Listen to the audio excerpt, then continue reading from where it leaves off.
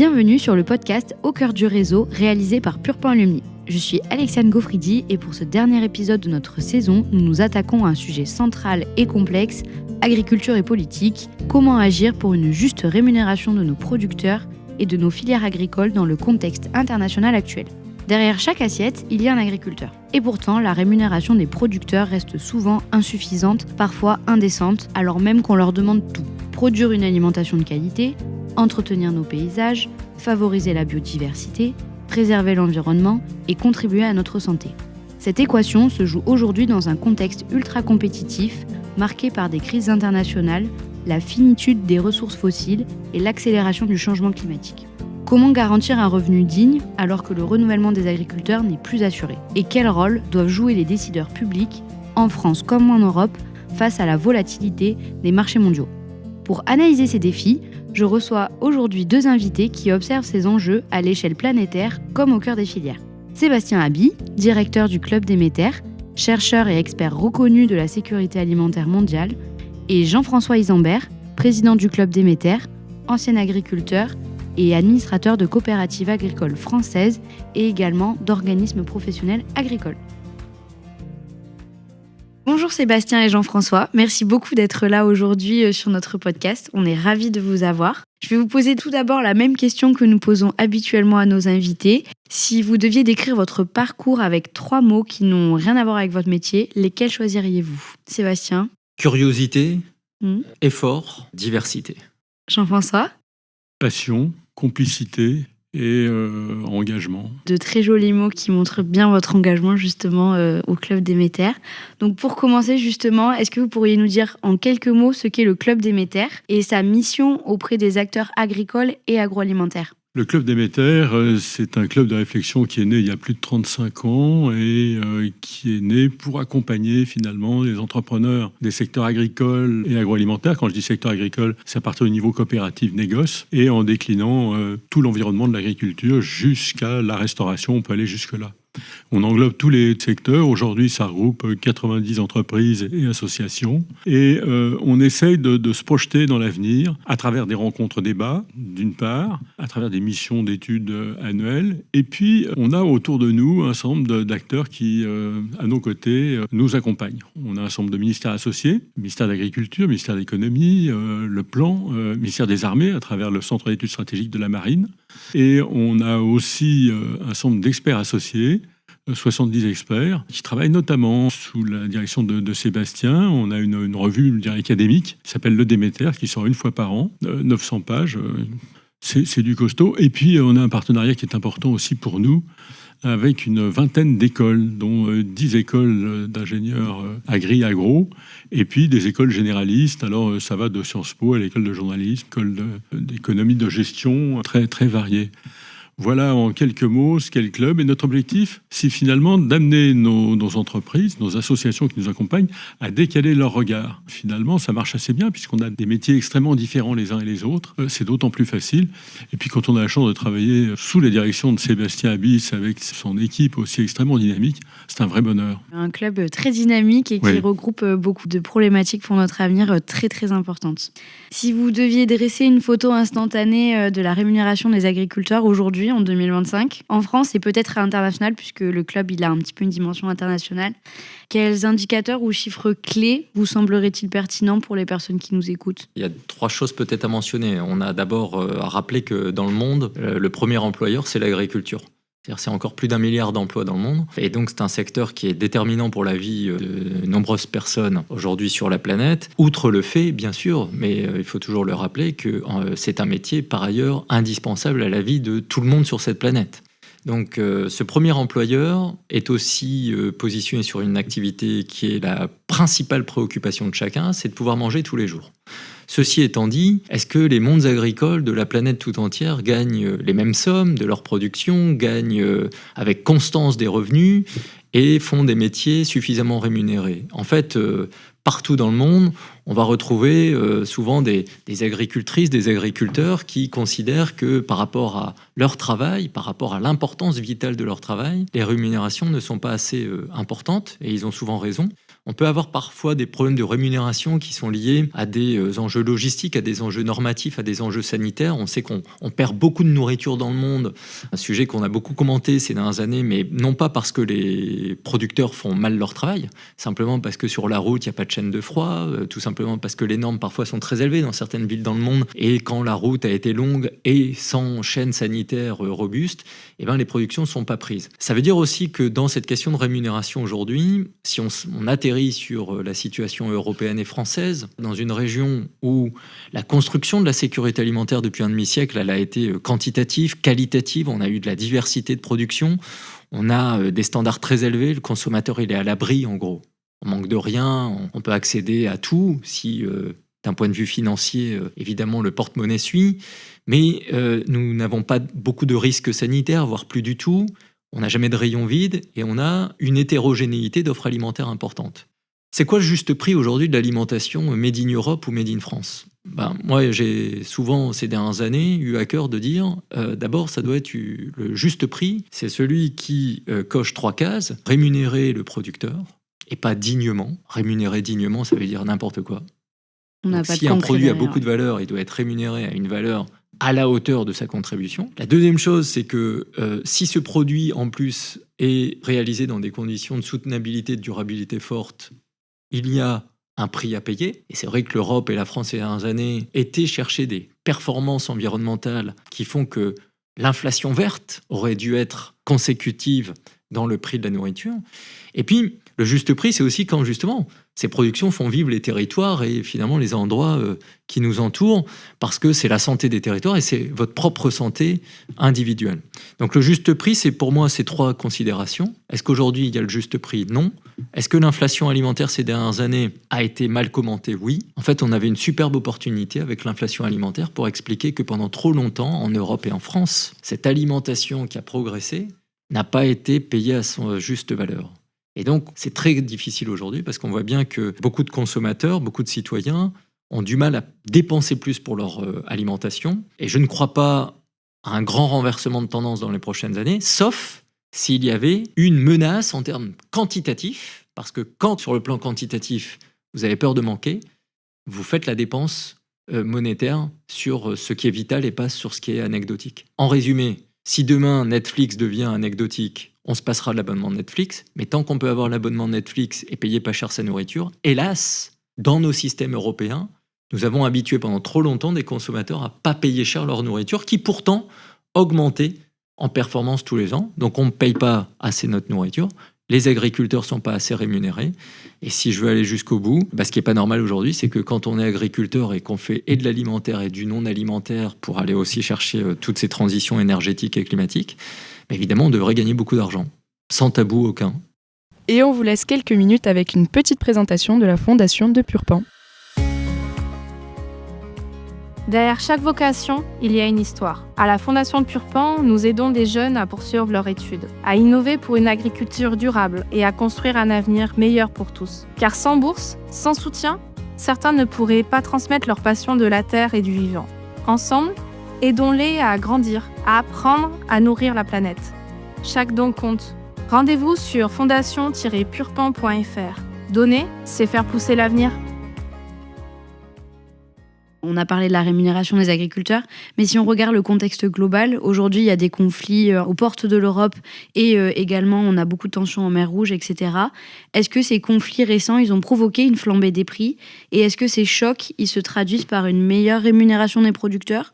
Ou au contraire, la valeur, elle est captée ailleurs ? Il y a, pour les Européens et la France, l'impression depuis 5 ans que le monde s'est durci. Parce que peut-être pendant 30-40 ans, on a eu un monde très doux pour nous. Donc on sait qu'il y a eu des chocs inflationnistes, par exemple, sur les matières premières, sur l'énergie, sur l'alimentaire, liés à des conflits, à des accidents climatiques, à des nervosités de marché, et à un monde aussi dont les équilibres économiques ont beaucoup changé ces dernières années, où l'Europe n'est plus centrale. C'est plus la place forte, c'est pas elle qui donne le là des échanges mondiaux. Donc on voit bien qu'au côté européen, on est un peu préoccupé de savoir si finalement, dans ce monde qui se durcit, qui n'a pas l'air de s'apaiser dans les prochaines années, est-ce que certaines dépenses vont inévitablement augmenter, dont celles pour se nourrir. Et là, ce qui est important, c'est aussi de remettre les choses en perspective. C'est-à-dire qu'en Europe aujourd'hui, vous avez un tiers des Européens qui comptent à l'euro près leurs dépenses alimentaires mensuelles. Ça, c'est la réalité aussi en Europe. Ce n'est pas qu'une réalité mondiale. On a en Europe, en revanche, des gens qui ont des pratiques alimentaires qui bougent énormément ces dernières années. On est capable de dépenser 100 balles pour un produit et de se serrer la ceinture pendant une semaine sur un autre. On fait du jeûne alimentaire la semaine, mais on va se faire un super resto le week-end.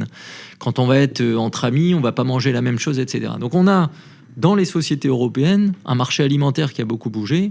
Et ce qui est certain, c'est qu'en fait, par rapport à ce qui se passe dans le monde, nous devons apprendre, nous Européens, à sortir du confort. Confort d'avoir pour sûr tous les produits du monde.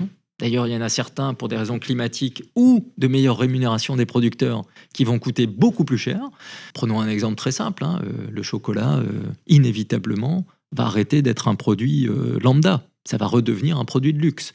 Si nous voulons mieux rémunérer les producteurs dans le monde, et si nous voulons arrêter de déforester, il faut que le chocolat devienne un produit à Pâques, mais pas tous les jours de l'année.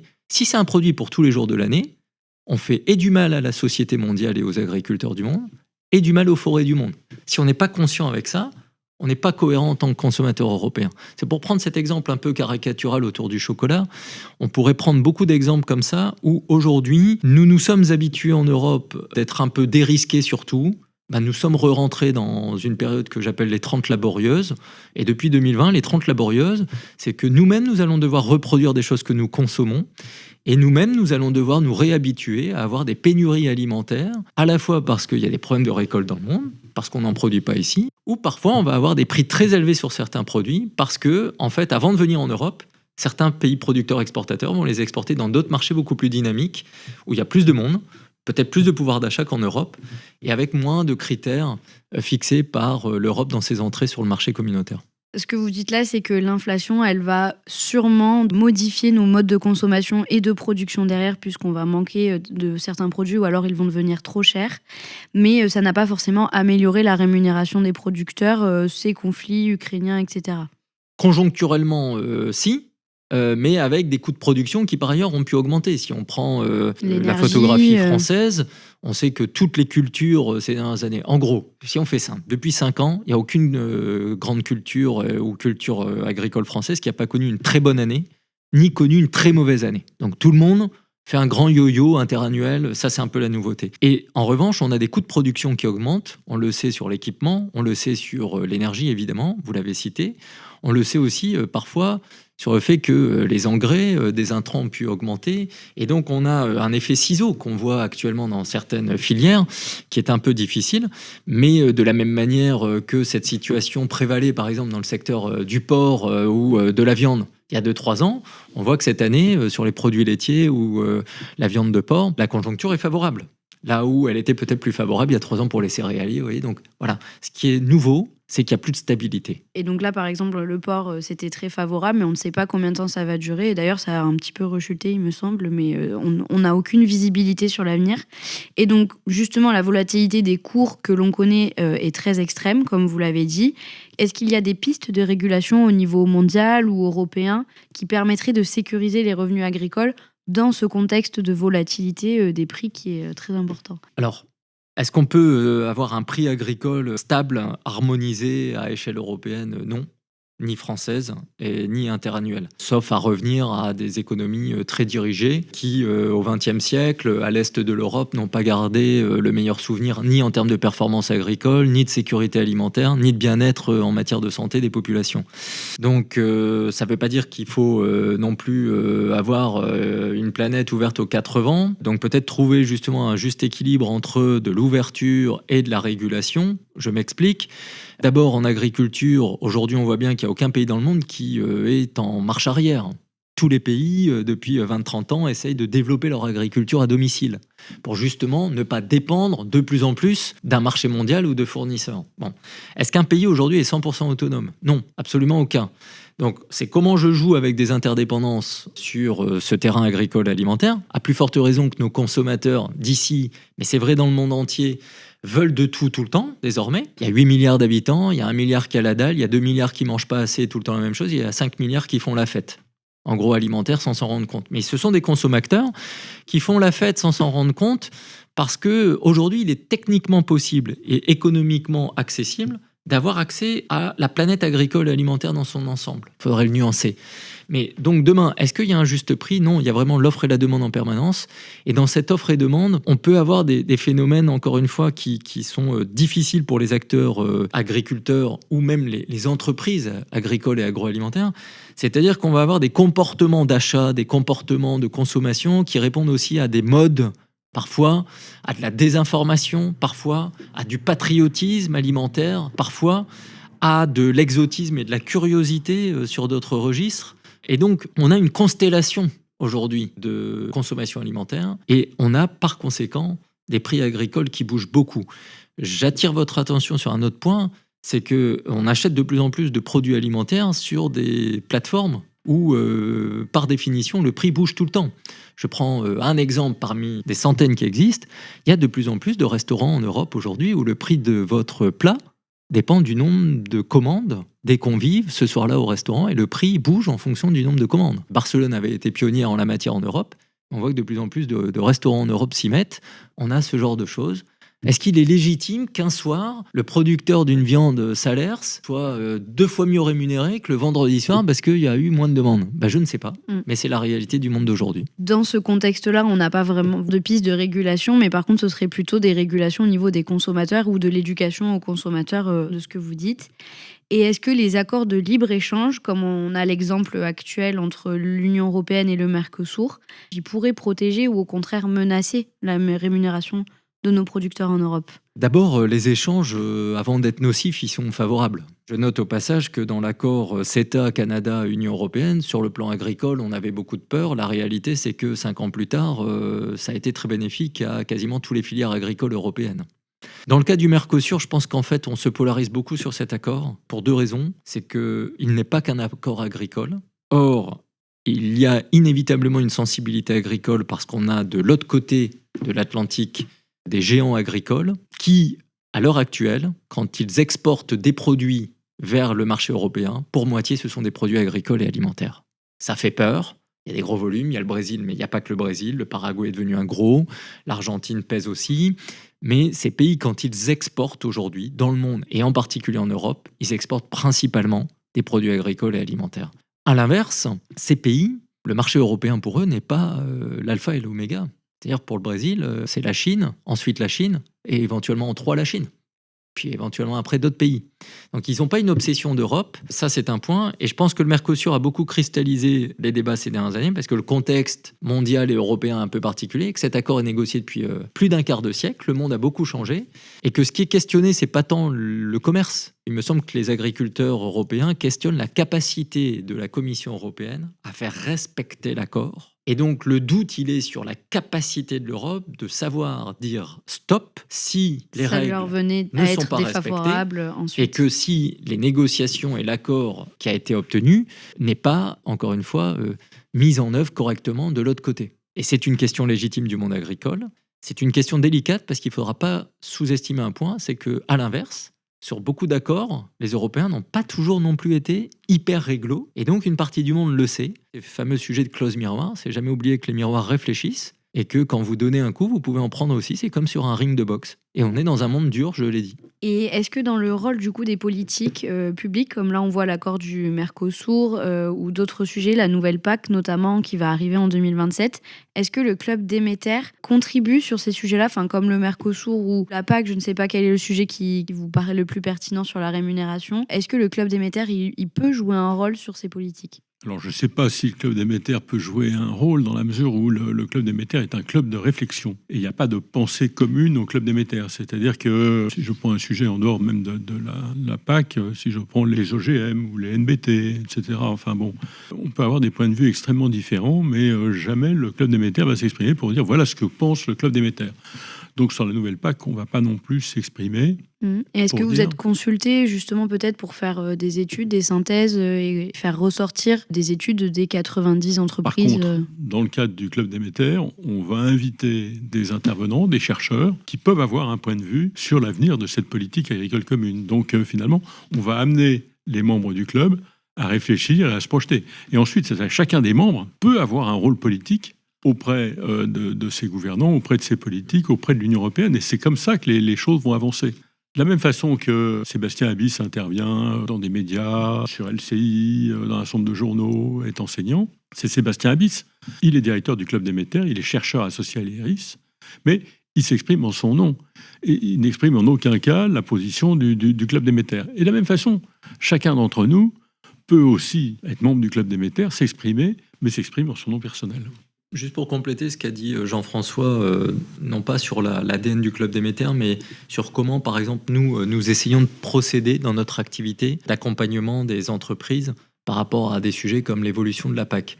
Le fait qu'au Club Déméter, nous, on essaie de leur faire un pas de côté par rapport à ce qu'ils voient au quotidien, c'est vrai que ça fait 10 ans qu'on leur explique que géopolitiquement, ça va un peu secouer et que le monde change beaucoup plus vite que ce que l'on raconte parfois vu d'Europe et de France. Et sur la PAC, par exemple, on a beaucoup sensibilisé nos entreprises membres ces dernières années sur le fait que, inévitablement, vu la tendance, les budgets européens allaient probablement devoir davantage dédier de budget à des questions sécuritaires et militaires, sauf à augmentation de contribution de chaque État membre à l'Union européenne, à budget constant ou à peu près constant. S'il y a plus de dépenses militaires et sécuritaires, la PAC serait forcément en ligne de mire, puisque c'est le budget principal. Et donc, en fait, vous voyez, tout notre travail, nous, au Club Déméter, c'est de dire à nos entreprises, tiens, il y a un point d'anticipation où potentiellement, ce que vous avez connu, le monde d'avant, en fait, préparez la suite. Et la suite, par exemple, sur la PAC, on sait bien que ça ne fait pas forcément plaisir, mais le but, c'est pas de défendre un modèle qui appartient au monde d'avant, c'est de regarder droit dans le pare-brise, parce que c'est comme ça qu'on évite les accidents. Même si un coup dans le rétro peut être utile, mais c'est quand même mieux de regarder devant. Donc vous accompagnez du coup plutôt les entreprises associations qui vont contribuer à l'élaboration de la PAC à prendre du recul et regarder beaucoup plus ce qui se passe au niveau international pour qu'elles aient une vision bien plus d'ensemble et sur l'avenir. Donc c'est très intéressant et vous avez en effet un rôle très important puisque c'est difficile d'analyser cette vision-là géopolitique et ça demande des compétences. Pourtant, on le voit, j'ai siégé un moment à Bruxelles représentant les céréaliers dans le cadre du COPA. Et je voyais mes petits camarades de l'Europe du Nord, déjà depuis longtemps, depuis 5, 7 ans, 8 ans, qui se considèrent comme des entrepreneurs à la tête d'entreprises agricoles. Et l'objectif d'une entreprise, c'est de pouvoir se développer, c'est de dégager des résultats et c'est de pouvoir investir. Et ce qu'ils attendent finalement de l'Union européenne ou de leur État, c'est finalement d'être accompagnés dans leurs investissements. Et puis je voyais mes petits camarades de l'Europe du Sud qui disaient « Ah ouais, mais nous, on est prêts à tout faire, mais il faut nous donner de l'argent », en tendant les deux mains. Et je trouve qu'en France, ce que je retiens, c'est qu'on a du mal à choisir. Est-ce qu'on veut accompagner des entrepreneurs ou est-ce qu'on veut accompagner des agriculteurs ? C'est pas la même chose. Et ça conduit pas aux mêmes politiques. Et dans mon esprit, à travers les rencontres que j'ai eues, finalement, j'ai cherché à définir finalement ce qu'était un agriculteur pour moi. C'est d'abord un entrepreneur qui doit produire à la fois des biens destinés à l'alimentation humaine, à l'alimentation animale, à l'industrie, qui doit être en mesure de produire de la biodiversité, qui doit être en mesure de produire de l'énergie et qui doit produire du lien social. Et puis je me dis, et c'est formidable parce que dans les 10 ans, 15 ans qui viennent, finalement, il y a une grande partie des agriculteurs qui sont là encore aujourd'hui qui vont partir à la retraite. Alors il y a deux façons de traiter le sujet, en se disant c'est épouvantable, il faut à tout prix les remplacer. Un agriculteur qui part doit être remplacé par un nouvel arrivant, un jeune qu'il faut installer à tout prix. Ou alors, c'est de se dire, mais après tout, est-ce qu'il n'y a pas là un moyen pour la ferme France de retrouver un peu de compétitivité en permettant à des gens qui en ont les moyens de s'agrandir, de monter des projets, ou en permettant à des jeunes qui ont de vrais projets de s'installer. C'est une vraie question, voilà. Et quand on parle de rémunération, quand on parle de juste prix, etc., on parle aussi de compétitivité et on aura aussi ces questions-là à se poser. Mais en tout cas, la PAC qu'on a connue pendant 50 ans, qui a permis à cette agriculture de se développer, aujourd'hui, elle ne peut plus exister. Il est primordial, c'est notre avenir à tous, d'assurer la sécurité militaire de l'Union européenne, qui est quand même un formidable espace de circulation, de liberté, de libre entreprise, de démocratie. C'est un espace avec une monnaie commune pour certains. Cet espace-là, il faut qu'on le défende. Il est menacé aujourd'hui et ça doit être primordial. Dans ce contexte-là, c'est difficile pour les politiques publiques de réguler la rémunération de l'agriculture. C'est un enjeu qui est très global puisqu'il y a le renouvellement des générations et la vision, comment on voit une exploitation agricole et l'agriculture en France.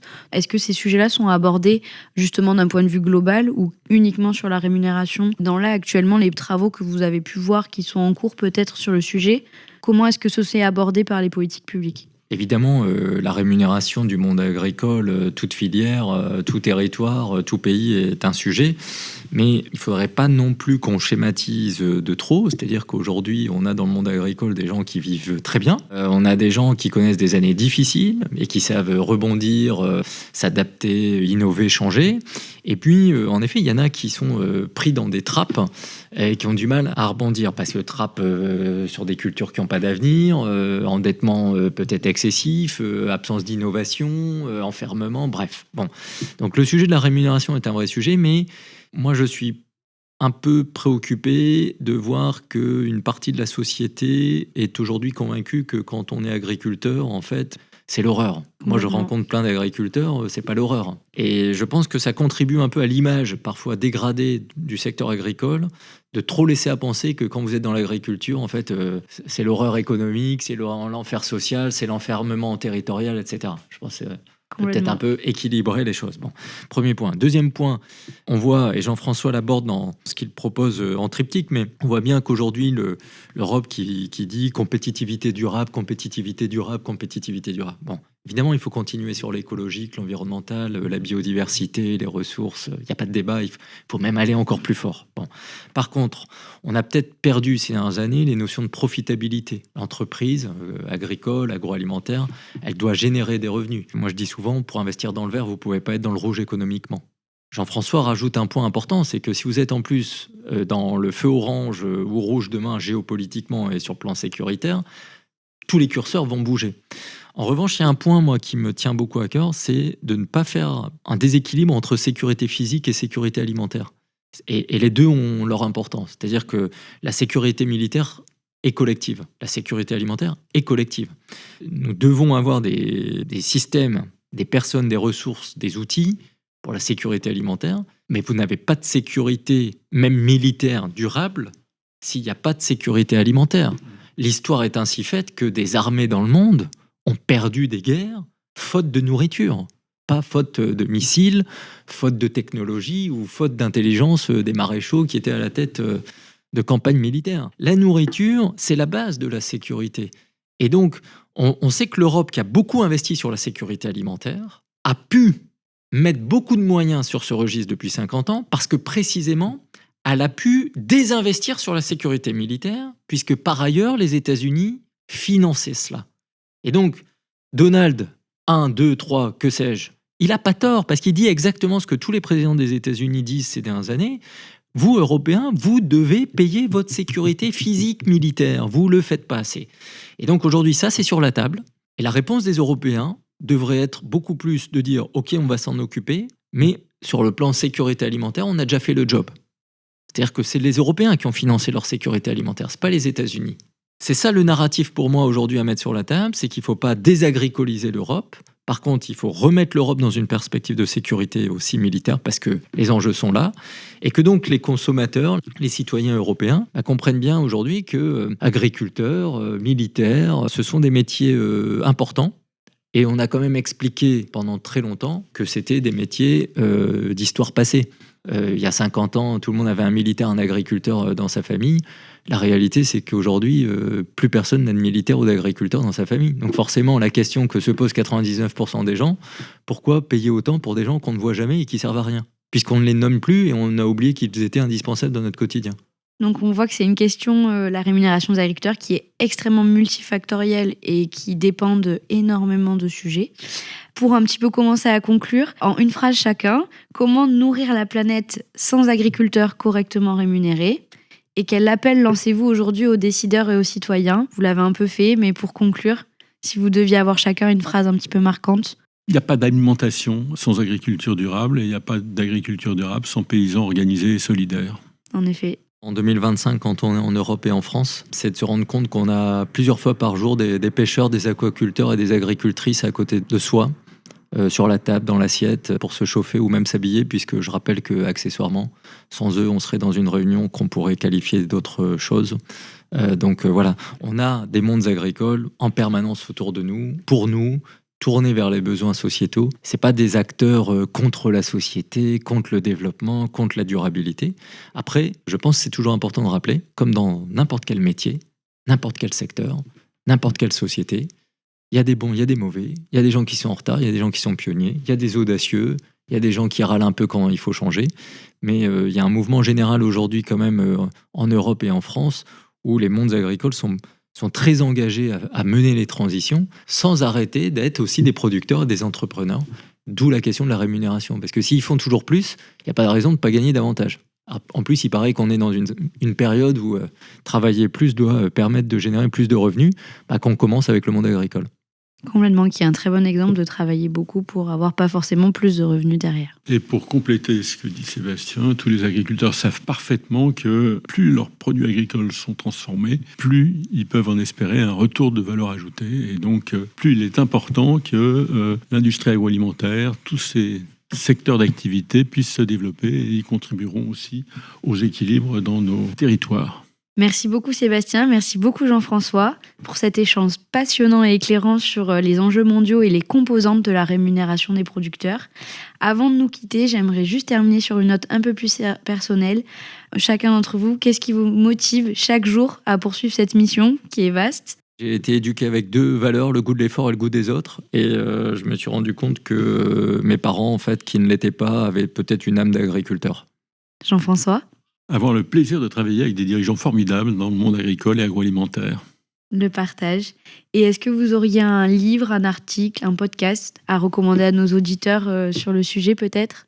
Ephraim Grenadou, Paysan bosseron. C'est un livre de poche. Ça retrace finalement la vie d'Ephraim, qui est né en 1897, qui est mort dans les années 70, et qui nous parle de cette évolution de l'agriculture qu'il a connue. Il a démarré comme charretier, et il a fini à la tête d'une exploitation agricole de 200 hectares mécanisée. Donc cette évolution-là, et à travers 2 guerres mondiales, est tout à fait passionnante. Sébastien ? Un livre qui sort cette semaine d'un ami, Olivier Antoine, Géopolitique du soja. C'est intéressant de s'intéresser à cette graine pour comprendre à la fois certains excès de la mondialisation et pourquoi en même temps sans soja. Il y a beaucoup d'équilibres alimentaires aujourd'hui qui seraient tout autres. Donc c'est le livre de la rentrée qu'il faut se procurer. Ça sort en librairie, je crois, cette semaine. Très bien. Merci beaucoup. Merci à vous. Et voilà, cette saison touche déjà à sa fin. Un grand merci à Sébastien et Jean-François du Club Déméter pour cet échange éclairant. Au passage, je vous invite à aller lire le Déméter 2025, Nourrir 2050 de la fiction à la réalité. Ensemble, nous avons pris de la hauteur sur le sujet agriculture et politique avec des éléments concrets, une vision européenne et mondiale du sujet. Cet épisode nous a permis de mieux cerner les enjeux auxquels la rémunération des agriculteurs est confrontée, ainsi que les opportunités. Il nous semblait essentiel de terminer par un organisme agissant sur les politiques publiques à l'échelle internationale pour cette saison. Merci d'avoir écouté cette nouvelle saison de Au cœur du réseau. Nous remercions Olivier Dover, Julien Fressine et Yolène Pagès pour les épisodes précédents que nous vous invitons à aller écouter. À bientôt pour une nouvelle saison le mois prochain.